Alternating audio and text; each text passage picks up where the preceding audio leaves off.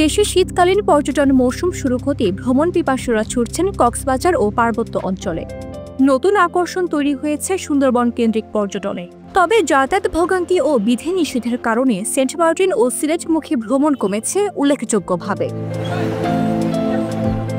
নির্বাচনী উত্তাপ বাড়লে জানুয়ারি থেকে পর্যটন ব্যবসায় নেতিবাচক প্রভাব পড়তে পারে।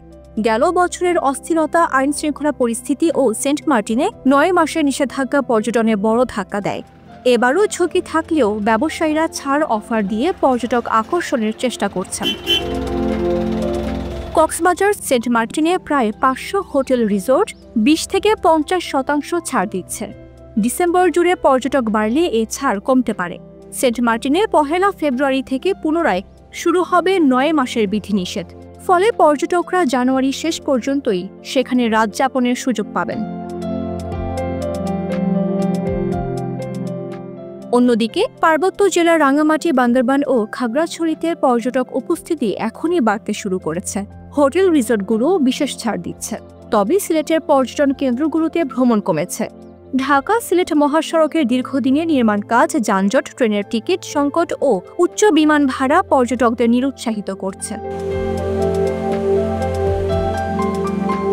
এদিকে নতুন গন্তব্য হিসেবে সুন্দরবনে ভ্রমণ বাড়ছে ধারাবাহিকভাবে।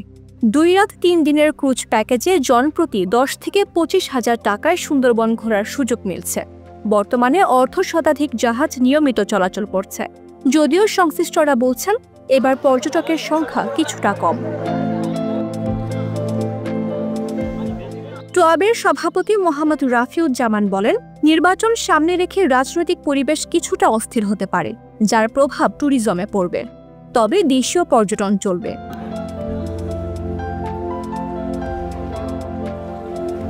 রাজনৈতিক পরিস্থিতি স্থিতিশীল থাকার পাশাপাশি পর্যটন খাত ঘুরে দাঁড়াবে বলে আশাবাদ ব্যক্ত করছেন সংশ্লিষ্টরা।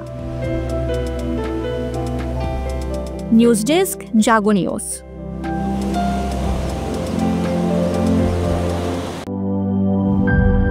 শিয়া বাটার ও ভিটামিন ই সমৃদ্ধ লিলি বিউটি সোপ, তারুণ্যময় উজ্জ্বল ত্বকের জন্য। রিমার্ক,